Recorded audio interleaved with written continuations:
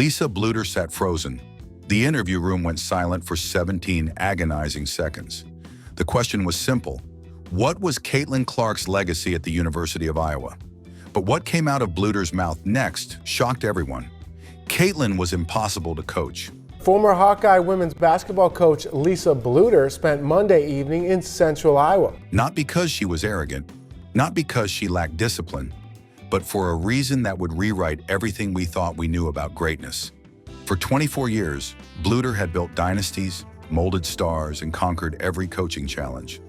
Yet 4 years with Clark shattered every rule she'd ever believed in. Behind those sold-out arenas and record-breaking performances existed a truth so raw, so unexpected, that Bluder kept it buried until now. What happened in those closed-door practices? What 8 words did Clark say during a timeout that changed Bluder's entire career? And the answer reveals something far deeper than basketball. Stay with us as we uncover the real story Iowa never told you. The girl who changed her mind, Notre Dame. Every Catholic family's dream. It was Caitlin Clark's dream too. She sat down with her family and made the decision. According to Clark, her parents had a lot to do with it. Gave her commitment to Muffet McGraw, a legendary coach. She was going to wear the Fighting Irish uniform. Everything was set. But then something felt off. Caitlin couldn't sleep at night. Something wasn't sitting right. Her heart was saying one thing, her mind another. The family wanted her to go to Notre Dame. Rudy was her favorite movie. She says we're Catholic and everyone idolizes Notre Dame. Like that's just what you do. But her heart was saying, this is wrong. Just a few hours away from Des Moines was Iowa. There was Lisa Bluder, on a coach who had already taken players like Megan Gustafson to the WNBA. She'd won Naismith Coach of the Year in 2019. She'd been at Iowa for 24 years, had already won 528 games. But nobody thought Caitlin Clark would change her decision. Actually, Caitlin's dream school was UConn, but Gino Auriemma didn't offer her a scholarship. So you get your win. Let's just assume that maybe your team is watching this from the locker room right now, Coach. Because they were already committed to Paige Buchers. It was heartbreaking for Caitlin, but sometimes in life, rejections become blessings. This was a difficult decision. She had to call Muffet McGraw, had to tell a legendary coach. Sorry, I'm not coming, Caitlin says. She's an intimidating individual. I was really scared. I was about to call her, but McGraw understood. She'd seen it in Caitlin's eyes. This girl was confused. She kind of knew beforehand that maybe this decision would change. She accepted it gracefully. That's what great coaches do, they understand. Then Caitlin called Lisa Bluder. That phone call Lisa will never forget. Which table they were sitting at, which restaurant it was, she remembers everything. Because that one phone call changed the fate of Iowa basketball. My husband and I were having dinner. When that call came, I can remember exactly where we were sitting, which table it was. The phone rang. It was Caitlin. I told Dave, let me step outside and take this call. So I went outside and she asked, Coach, is there still a spot? Do you want me to come to Iowa? I said, absolutely. Bluder tried to control her emotions, tried to stay professional. But inside, a river of excitement was flowing. She came back into the restaurant, told her husband, then ordered a bottle of champagne to celebrate. But she had no idea that this girl, this decision, would be the biggest test of her 40-year coaching career. Weeks had passed when a surprise call came.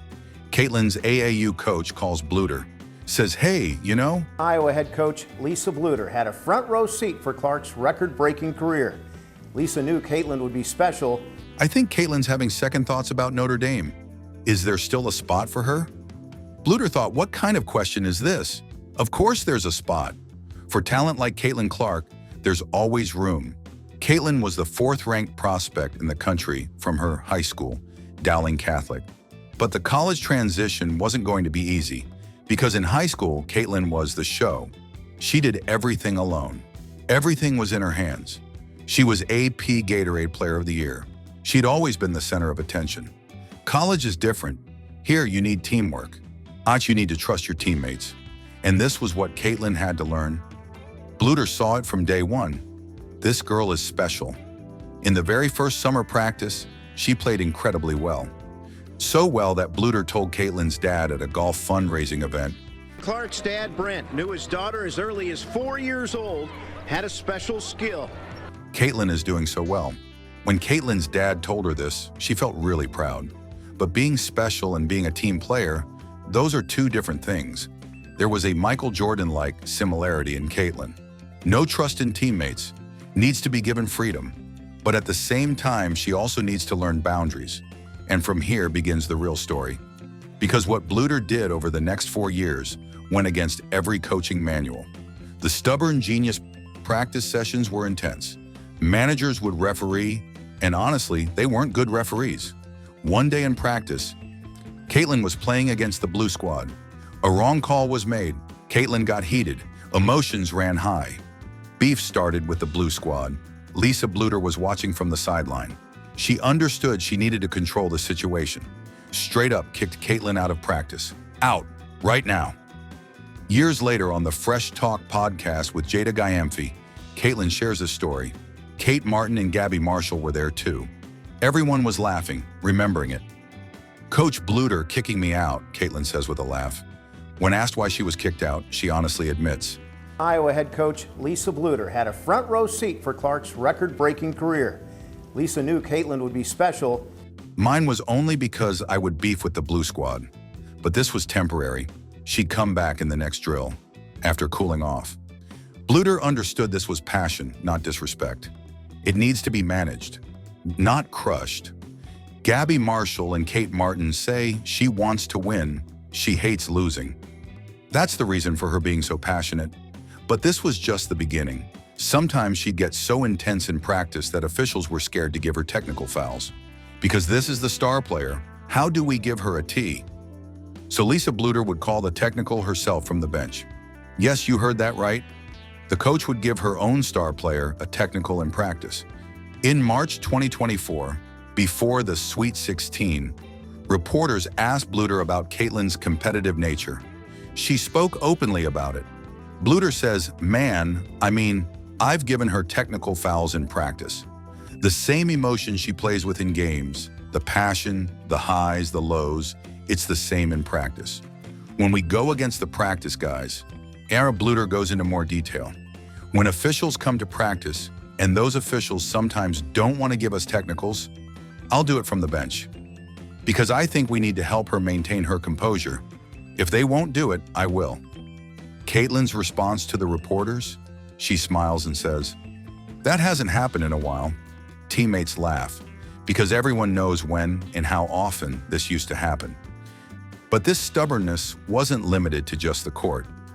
In interviews, Bluder herself admitted, the hardest thing is that sometimes she can be a little stubborn, and I can be too. So it gets tricky sometimes. But Bluder understood with emotional intelligence where this stubbornness came from. The transition from high school to college was difficult for Caitlin. The hardest thing was the transformation from high school to college. She didn't understand how to play with other teammates.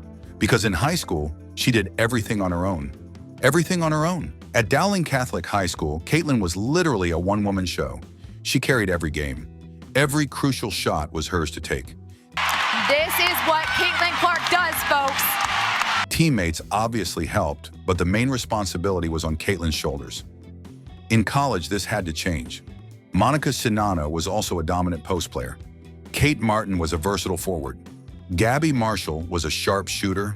McKenna Warnock contributed. All of them needed to be involved. But Caitlin's brain was wired. I'll do it, I'll handle it, I'll take the team there. Michael Jordan mentality. So what did Bluder do? She pulled out Phil Jackson's Sacred Hoops book, the book Jackson used to manage Michael Jordan. Bluder gave Caitlin highlighted passages. He showed her that MJ had the same struggle. He also didn't trust his teammates initially. He also thought, these guys don't work as hard as I do. But there was one thing that made Caitlin different, along with the stubbornness. She was stubborn, yes, but she was willing to learn. She wanted to be her best. So she took every piece of feedback, followed every instruction. The good thing is that she was always willing to learn, and she wanted to be her best, so she would take it, Bluder says. This was the balance Bluder had to navigate.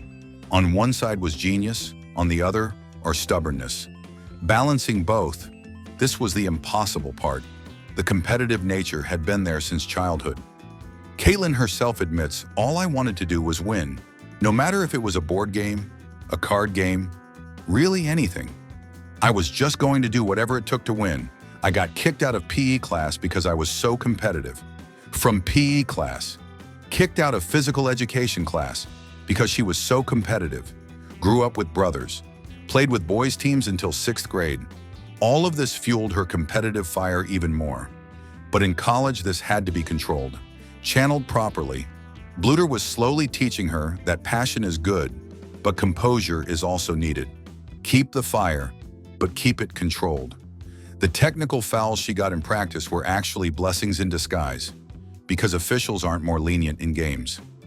In the 2023 NCAA championship game, Caitlin got a real technical. Caitlin Clark is the author of the first 30-point triple-double in NCAA tournament history.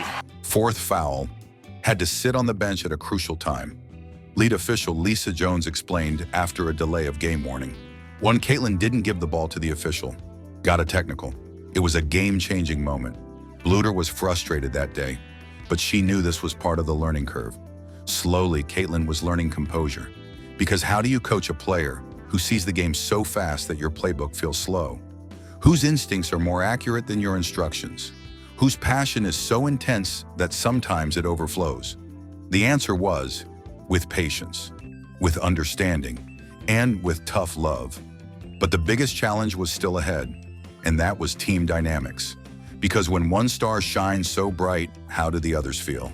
When one star shines too bright, sold-out arenas, brand deals, millions of followers on social media.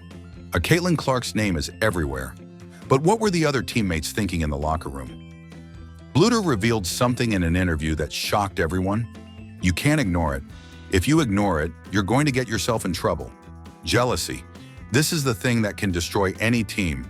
When one player becomes so famous that everyone else comes into the shadow, that's when problems arise. So what did Lisa Bluder tell the team? We told our team a lot. When Caitlin's light shines, it shines on all of us. We all benefit. So instead of being jealous, enjoy it. This was a genius move.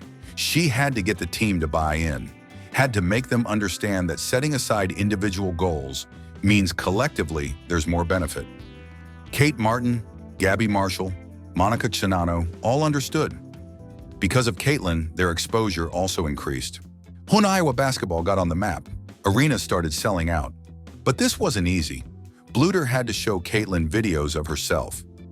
Caitlin is very passionate, but sometimes bench decorum or reactions can negatively affect the team. When you show her videos, she understands. This body language is sending what message? Caitlin was learning, slowly becoming a leader. Bluder started weekly meetings with Caitlin, gave her leadership books to read. Phil Jackson's Sacred Hoops. This book was a game changer because there were similarities between Caitlin and Michael Jordan. Both took pressure. Neither did they easily trust teammates. Both were affected by media criticism. Bluder gave Caitlin highlighted passages, showed her how MJ handled all this, how he became a team player, and how he converted his genius into team success. Bluder also implemented circle time, where players and coaches would share, would connect. And as Caitlin started opening up, the team got closer. The weight of perfection tournament time, high-pressure games. Every possession matters. Bluder notices Caitlin is watching a film at night. The same possessions over and over. Hasn't slept for 3 days, trying to find the perfect solution. This was the perfectionism that was eating Caitlin from the inside. In games, she would get even more passionate. Remember the 2023 NCAA championship game against LSU? Caitlin got a technical foul, 4th personal foul. Game was tight. Bluder was frustrated. It's very frustrating because I feel like I can't even talk to her. She doesn't listen. When you have 2 seniors who have to sit on the bench, she doesn't know that these are seniors, but these 2 women didn't deserve this. And Caitlin getting the technical. I don't know. It's too bad. Monica Chinano and McKenna Warnock fouled out. The game slipped away. But the biggest pain was Caitlin herself. She thought, I didn't carry the team.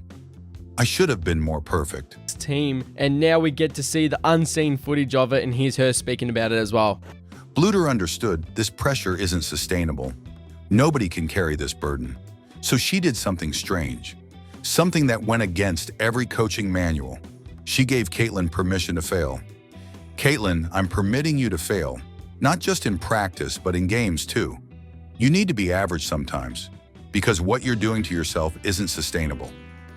Caitlin's reaction? Shock, confusion, fear. Coach, you don't understand. If I stop even for a second, I'm afraid I'll never get back there. That space where everything makes sense, that's my home. Without it, I'm just a girl who shoots basketballs. This was a confession. Raw, honest, vulnerable. Bluder said, your home isn't there, Caitlin. Your home is here with us. Because legends don't live in the extraordinary. They visit it and come back with souvenirs. Really, not only just accomplished, but what she's handled in her young 24 years of life. The next season, Caitlin changed a bit. In tournament games, sometimes she would deliberately make simple passes, take average shots, let teammates shine. And strange thing, the more she let go of perfection, the more dominant she became. Against South Carolina, the best defense in America, Iowa scored 77 points. Bluder didn't call a single play, just kept saying, read it, feel it, trust it. Caitlin had said on the phone to Bluder before the tournament, Coach, I've been keeping track. In the last 17 games, whenever you've called a timeout and said nothing, just looked at me in the next 3 minutes, we've outscored opponents 47-19. This isn't a coincidence. This is freedom. This was the paradox. The less structure, the more dominance. The less coaching, the better the performance. The legacy beyond basketball. 2 national championship games back-to-back, 2023 and 2024. Won the first year, South Carolina won the second year. But what Caitlin and Bluder built was bigger than championships. 3,951 points, most in NCAA history, men's or women's. Left Pete Maravich behind. Arenas started selling out. Record-breaking viewership. And the first play is a carry to Love, who is going to be met and slammed down for a loss by Tui Molowau. A new era of women's basketball. But Bluder says it's not all these stats that matter. Caitlin was impossible to coach because she didn't need to be taught basketball, or she needed to be reminded that she's still a human being playing it. And sometimes the biggest job of a coach isn't coaching. It's just standing there and reminding them that the impossible thing they've become is still worthy of love. In May 2024, Bluder announced her retirement. 24 years at Iowa, 528-254 record, most wins in Big Ten history, 18 NCAA tournament appearances. Caitlin wrote on social media, simply no one better at building a team. Thank you for believing in me more than anyone. Enjoy retirement, coach. Very much deserved. Jan Jensen, who was with Bluder for 20-plus years as an assistant, now became head coach. Sitting aside Lisa Bluder for the last 30 years, now it's Jan's moment to step into the spotlight as a head Hawkeye. Continuity remained in the program, but the story of Caitlin and Bluder didn't end. In November 2024, both met at Carver Hawkeye Arena, took a photo a couple of Hawkeye legends. In February 2025, Caitlin's jersey was retired. Number 22, Bluder was in the arena, tears in her eyes, because this wasn't just a jersey, it was a memory of a journey. Bluder recently received the Joe Lapchick Character Award, recognition for sportsmanship, ethics, and commitment to student athletes. 894 wins in a 40-year career. Third among active coaches when she retired. But when asked about Caitlin, she doesn't talk stats.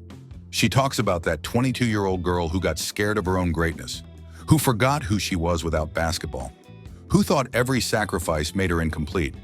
I didn't coach her, I saved her. And in the process, I learned that impossible players need exactly grace, permission, and someone to catch them when they finally let themselves fall. The all-time winningest coach for the Iowa women's basketball team says she wants to lead her players for a few more years. Caitlin is now in the WNBA Indiana Fever, Rookie of the Year. Ak took the team to the playoffs for the first time since 2016, but she still calls Bluder for advice, for support, because the coach-player relationship doesn't end, it evolves. After 24 years sitting in a restaurant, Lisa Bluder thinks, what if that phone call hadn't come? What if Caitlin had gone to Notre Dame? What if she hadn't ordered that bottle of champagne that night? What if she hadn't let Caitlin become who she was? History would have been different. Iowa's name wouldn't be on the map. This explosion of women's basketball wouldn't have happened, and a 22-year-old girl might never have understood herself. But all this happened because a coach did something bigger than coaching. She taught a player to trust herself. Impossible players exist, but they're impossible because they need something textbooks don't teach. They need someone to catch them when they're falling, someone to remind them that greatness and humanity aren't opposites, someone to permit them to fail so they can finally succeed. This was the story of Lisa Bluder and Caitlin Clark. Impossible, unforgettable, forever.